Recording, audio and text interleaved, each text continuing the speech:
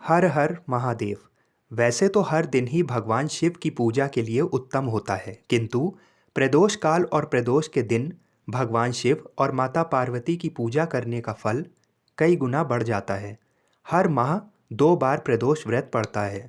अगर प्रदोष सोमवार के दिन पड़े तो सर्वोत्तम होता है और इस दिन की गई पूजा हमारी सभी मनोकामनाओं को पूर्ण करती है। मान्यता है कि सोम प्रदोष संतान सुख देने वाला होता है।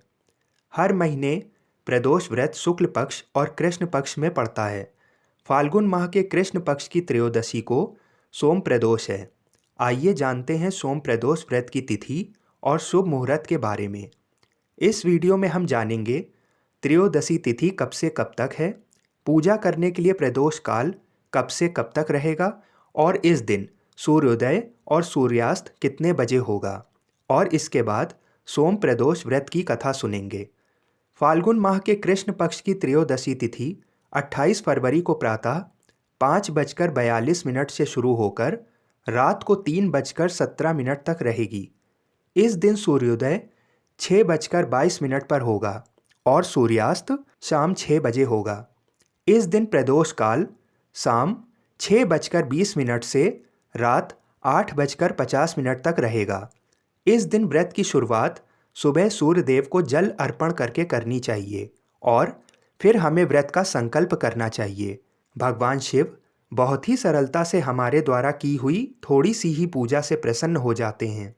इस दिन प्रदोष काल में भगवान शिव और माता पार्वती की पूजा ध्यान अवश्य करें। पूजा में बेलपत्र, सफ़ेद फूल, सुगंधित फूल अवश्य शामिल करें। संभव हो सके तो भगवान शिव का अभिषेक गंगा जल और दूध से करना चाहिए, जो कि विशेष फलदायी होता है। और भगवान श्री राम का नाम लेने से भी भगवान शिव बहुत जल्दी प्रसन्न हो जाते हैं। भगवान शिव को बेलपत्र और जल अर्पित करते समय ओम नमः शिवाय मंत्र का जप करते रहना चाहिए। इस दिन भगवान शिव और माता पार्वती को दूध से बनी हुई कोई भी मिठाई अर्पित करने से भगवान बहुत जल्दी प्रसन्न होते हैं। आइए अब सुनते हैं सोम प्रदोष की व्रत कथा। एक विधवा गरीब ब्राह्मणी एक नगर में रहती थी।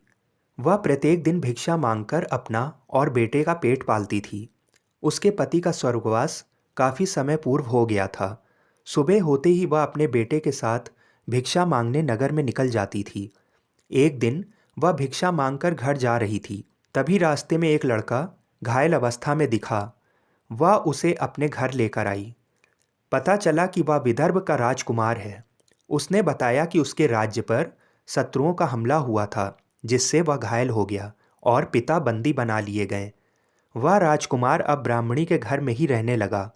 एक दिन एक गंधर्व कन्या अंशुमति ने राजकुमार को देखा तो उस पर मोहित हो गई। उसने उस राजकुमार से विवाह करने की बात अपने पिता से बताई तो राजा और रानी भी उस राजकुमार से मिले। वे उस राजकुमार से मिलकर बहुत प्रसन्न हुए।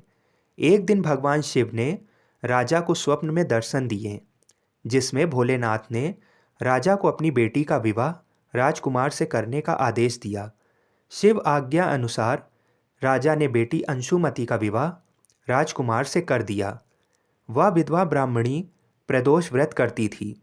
उस व्रत के पूर्ण प्रभाव एवं राजा की सेना की मदद से उस राजकुमार ने अपने विदर्भ राज्य पर फिर से नियंत्रण प्राप्त कर लिया। राजकुमार विदर्भ का राजा बना और उसने ब्राह्मणी के बेटे को अपना प्रधानमंत्री नियुक्त कर दिया। इस प्रकार से प्रदोष व्रत के पूर्ण प्रभाव से ब्राह्मणी का बेटा राजा का प्रधानमंत्री बन गया और उनकी गरीबी दूर हो गई। वे सुखपूर्वक जीवन व्यतीत करने लगे।